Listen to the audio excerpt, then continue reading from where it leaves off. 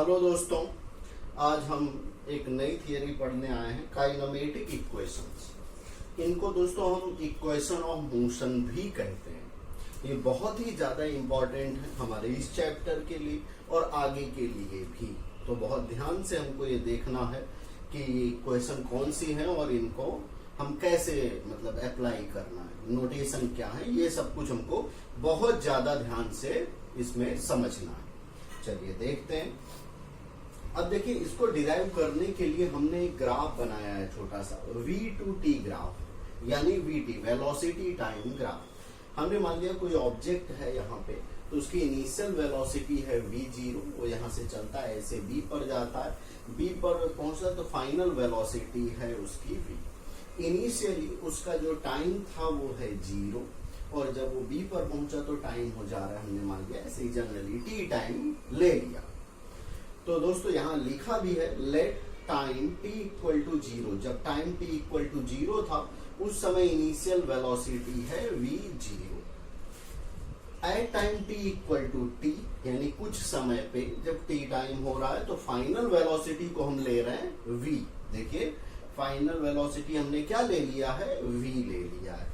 अब दोस्तों हमको यहाँ पे अगर इसमें सिंप्लीफाई करना है, जैसे हमको एक्सीलरेशन निकालना है, तो क्या करेंगे, हम स्लोप लेंगे। तो देख लेते हैं, यहाँ अगर हम स्लोप लेंगे, देखिए a equal to slope of line AB, तो ये AB लाइन का अगर हम स्लोप लें तो हमको एक्सीलरेशन मिलेगा। हमने लास्ट लेक्चर में रिमेम्बर करके ये सब चीजें देखी।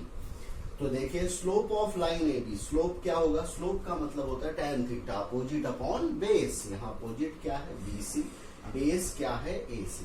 अब इसकी वैल्यू क्या होगी BC की, देखिए यहां से यहां तक ये टोटल V है, इतना V0, तो सिर्फ ये पार्ट क्या होगा, ये टोटल V है, यहां तक V0 है, तो ये वाला पार्ट क्या होगा, तो V माइनस V0।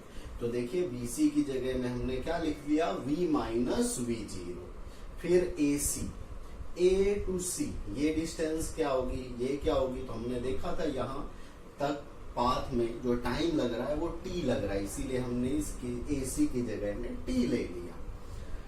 तो क्या आया हमारा acceleration A equal to V minus V0 by t। अब दोस्तों इसको हम ऐसा भी लिख सकते हैं, t को इधर मल्टीप्लाई कर दीजिए तो हो जाएगा ये AT equal to V minus V0। इसको इक्वेशन नंबर 1 दे दिया। अब अगर इसमें हम V को सब्जेक्ट बनाएं तो इक्वेशन आ जाएगी हमारी, V0 को इधर ले आएंगे तो V equal to V0 plus AT। This is our first kinematic equation. ये हमारी फर्स्ट काइनेमेटिक इक्वेशन है, तो हमको बहुत ध्यान रखना है ये इक्वेशन।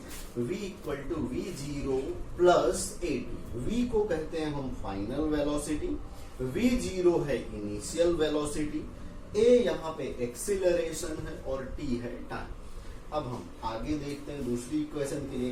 दोस्तों अब हम अगर ये फाइंड करना हो distance in time 0 to t, यानी 0 से t टाइम में कितना डिस्टेंस ट्रेवल किया, ये निकालना हो तो कैसे निकालेंगे दोस्तों, वहां भी हमने रिमेम्बर करके नोट करके देखा था, area under the curve of VT graph represent the distance and displacement. तो कैसे वो देख लेते हैं। तो दोस्तों हमको यहाँ क्या निकालना है, distance in time 0 to t, तो उसके लिए क्या करना पड़ेगा, हमको एरिया निकालना पड़ेगा। देखिए लिखा है area under the curve of VT graph, area under the curve of VT graph. ये VT ग्राफ है, V टू T ग्राफ, तो इसके नीचे का हमको एरिया निकालना पड़ेगा।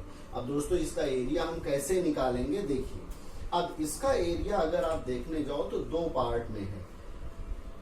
एक तो ये वाला देखिए, एक ट्राइंगल जैसा बन रहा है ABC, तो हमको इसका एरिया चाहिए होगा, means area of the triangle ABC, plus ये वाला देखिए,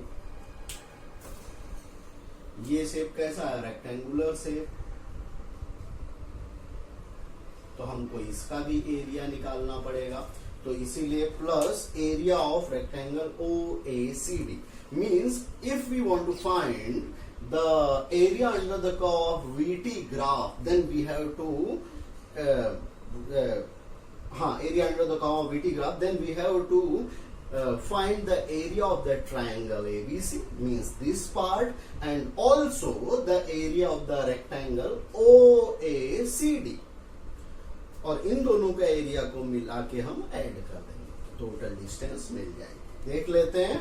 तो एरिया ऑफ द रेक्टेंगल, तो दोस्तों एरिया ऑफ द ट्राइंगल क्या होता है फॉर्मूला? 1/2 बेस इंटू लेंथ या हाइट, कुछ भी कह सकते हैं, 1/2 BH। तो देख लेते हैं, तो 1/2 तो यहां पे लगा दिया। अब बेस इंटू हाइट, बेस हमने मान लिया t है और हाइट क्या है इसकी? v minus v0। तो 1/2 v minus v0 into t, ये आ गया area of the rectangle LB। तो देखो यहाँ पे v0 और ये डिस्टेंस कितनी है? t। अगर आप इसको लेंथ ले रहे हो तो ये लेंथ ले लो, ये ब्रेथ ले लो, आपकी मर्जी है। इसको अगर आप लेंथ ले रहे हो, इसको ब्रेथ ले रहे हो तो वो ले लो, जो भी लेना चाहो। LB तो क्या आ जाएगा? v0t। तो दोस्तों ये अब इसको हमको सिंप्लीफाई करना है, तो देखते हैं कैसे करेंगे सिंप्लीफाई। अब यहां पे इक्वेशन नंबर 1 देखिए, वहां पे v माइनस v0 की जगह में हम क्या लिखा है? v minus v0 equal to AT। अब v माइनस v0 की वैल्यू अगर हम 80 लिख दें तो यहां देखिए v माइनस v0 की जगह में अगर हम 80 लिखें तो देखिए यहाँ पे now from equation 1 x equal to 1/2 v minus v0 की जगह में क्या लिख दिया? 80, और ये t तो ऑलरेडी है। फिर आगे क्या है दोस्तों? Plus v0t। तो ये क्या बन जाएगा? x equal to v0t plus 1/2 t और t स्क्वायर। तो हमारी सेकेंड काइनेमेटिक इक्वेशन आ गई, x equal to v0t plus 1/2 at square. इस तरह से हम सेकेंड काइनेमेटिक इक्वेशन निकाल सकते हैं। अब दोस्तों थर्ड के लिए हम देखते हैं, उसके लिए हमको फिर से इक्वेशन नंबर 2 पे जाना पड़ेगा। क्या है इक्वेशन नंबर 2? ये देखिए, तो इस इक्वेशन में हम 1/2 और t से अंदर मल्टीप्लाई करते हैं, तो इसको अलग अलग लिख लेते हैं। तो 1/2 vt, देखिए x equal to 1/2 vt minus अंदर मल्टीप्लाई करना है तो 1/2 v0t प्लस v0t। क्या किया हमने? तो इनको अलग अलग लिख लिया, t को अंदर मल्टीप्लाई कर दिया, 1/2 को कर दिया, तो ये दोनों टर्म सेपरेट हो गए। तो क्या आ गया? 1/2 vt माइनस 1/2 v0t, और प्लस का v0t तो पहले से ही लिखा हुआ था। अब हम इसको थोड़ा सा सिंप्लीफाई करते हैं, देखते हैं। 1/2 vt, अब देखिए माइनस 1/2 v0t और प्लस v0t, इसका अगर हम एलसीएम लें तो क्या हो जाएगा? 1/2 v0t। ये कैसी बात हुई हम देख लेते हैं। जैसे 1/2 प्लस 1, इसको अगर हमको सॉल्व करना हो तो क्या आ जाएगा? -1 प्लस 2/2, इसका मतलब 1/2, और उसके साथ में v0t तो है ही, तो हमने लिख लिया। देखिए, तो इसको हम सिंप्लीफाई करेंगे तो 1/2 v0t और 1/2 vt लिखा हुआ है। अब दोस्तों इसको हम इस तरह से भी लिख सकते हैं, दोनों में t है तो हम कॉमन ले लिया, हमने t अलग लिख दिया, तो क्या बचा? v/2 v0/2, तो इसको हम ऐसा भी लिख सकते हैं v प्लस v0/2। अब ये क्या हुआ? Initial velocity plus final velocity by 2, यानी इसको हम कह सकते हैं एवरेज वेलोसिटी। क्या कह सकते हैं? एवरेज। तो हम इसको इस तरह से भी लिख सकते हैं कि x इक्वल टू v/t। अब हम वापस जा रहे हैं फ्रॉम इक्वेशन 1। अभी हम इस इक्वेशन को सिंप्लीफाई करना, इक्वेशन 3 को इसके लिए। अब इक्वेशन 1 देखिए दोस्तों, तो at equal to v minus v0 है। अगर इसमें हम t को सब्जेक्ट बनाएं तो हमारी इक्वेशन क्या हो जाएगी? अगर हम t को सब्जेक्ट बनाएं तो हमारी इक्वेशन हो जाएगी v माइनस v0/a। देखिए t को इधर रोक लीजिए तो a नीचे चला जाएगा, v माइनस v0/a। तो देख लेते हैं यहाँ पे क्या आया, t equal to v minus v0/a। अब ये t की जो इक्वेशन है इसको उठा के इक्वेशन नंबर 3 में इस t की जगह में हमको लिखना है, तो लिख लेते हैं। नाउ फ्रॉम इक्वेशन 3 तो क्या हो जाएगा LHS में x equal to v plus v0 by 2 already है, डॉट t की जगह में ये इक्वेशन लिख देते हैं v minus v0 by a। अब दोस्तों पहले मैं नीचे का सिंप्लीफिकेशन देखते हैं, या नीचे ये डॉट है यानी मल्टीप्लाई, नीचे को मल्टीप्लाई करो तो 2a, इस 2a को इधर लिए जाओ तो ये क्या हो जाएगा 2ax। अब ऊपर देखिए v प्लस v0 है और एक उधर v माइनस v0। मैं चाहूं तो ऐसा एक समझ लो, ये ब्रैकेट लगा दिया आपके समझने के लिए, तो एक ब्रैकेट में a प्लस बी और एक में a माइनस बी, तो आपको फॉर्मूला पता है a square minus B square. वैसे ही यहाँ पे एक में v प्लस v0 और एक में v माइनस v0, तो क्या बन जाएगा v square minus v0, v square minus v0। देखिए अब हम क्या करेंगे, इसको यही इक्वेशन इस तरह से भी लिख लो, v square minus v0 square equal to 2ax। This is c यानी थर्ड इक्वेशन ऑफ मोशन। तो दोस्तों ये हमारी मेन 3 इक्वेशन ऑफ मोशन है जो हमको बहुत ज्यादा ध्यान रखनी, a b और c। अब दोस्तों इसमें अगर हम देखिए लिखा भी है a b c are 3 kinematic equations. अब दोस्तों इसमें अगर हम थोड़ा सा चेंज करना चाहें, चेंज मतलब if x is replaced by x minus x0, तो हमारी फर्स्ट काइनेमेटिक इक्वेशन में क्या चेंज होगा, कुछ नहीं, क्योंकि उसमें तो x है ही नहीं, तो v है सिर्फ, तो वैसे ही रहेगी। सेकंड में क्या चेंज होगा, अब सेकंड इक्वेशन में x है तो x की जगह में x माइनस x0 लिख देंगे, तो हमारी RHS में कोई फर्क नहीं है, LHS में x माइनस x0, x को सब्जेक्ट बनाओ तो x0 उधर ले जाओ, तो ये इक्वेशन आ गई। इसका यूज भी हम कर सकते हैं इनिशियल फाइनल पोजीशन के टर्म्स में, इसीलिए लिखा है। फिर थर्ड काइनेमेटिक इक्वेशन में क्या चेंज होगा, तो v square minus v0 square equal to 2ax, तो LHS तो सेम रहेगा, RHS में x की जगह में आ जाएगा x माइनस x0। तो दोस्तों ये हमारी काइनेमेटिक इक्वेशंस। अब इसके बाद हम देखने वाले फॉर फ्री फॉल। अच्छा, इसको हम ये जो इक्वेशंस हैं इनको हम किस तरह से अप्लाई करेंगे। मान लिया कोई ऑब्जेक्ट हम फेंक रहे हैं, नीचे से ऊपर फेंक रहे हैं, ऊपर से नीचे फेंक रहे हैं, तो उसको हम किस तरह से यूज कर सकते हैं।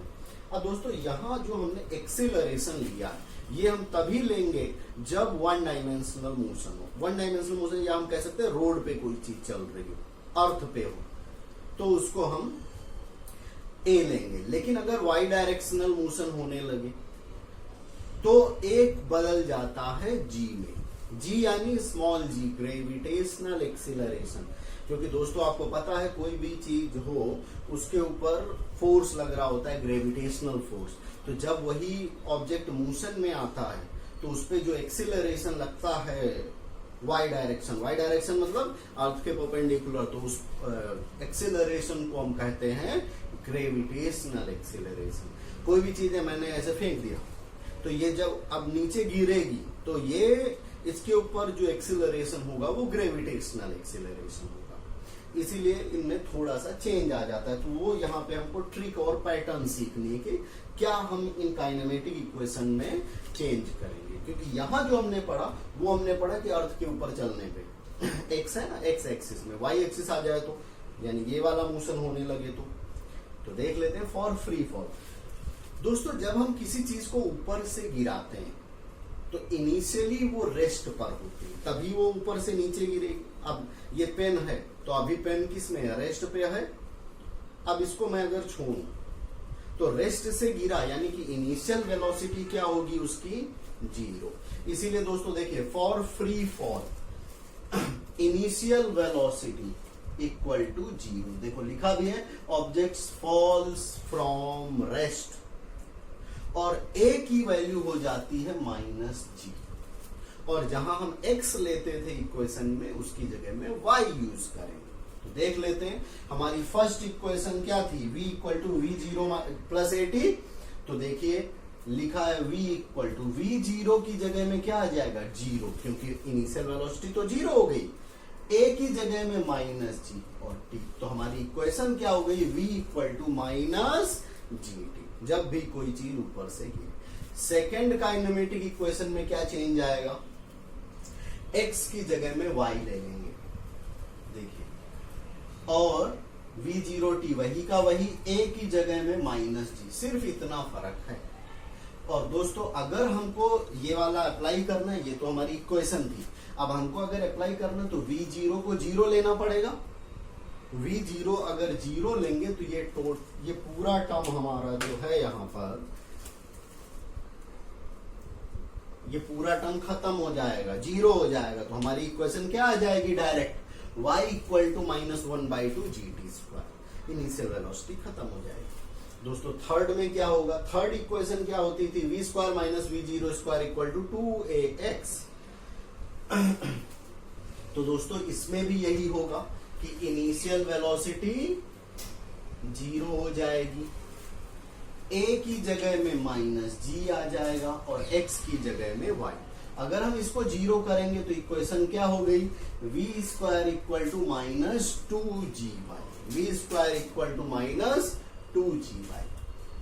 तो दोस्तों इस तरह से ये ट्रिक है जिनके थ्रू कि हम आसानी से ये इक्वेशन डायरेक्ट सीख के और न्यूमेरिकल में अप्लाई कर सकते हैं, जो कि हमको JEE और नीट में काम आएगा शॉर्ट ट्रिक्स के तौर पे।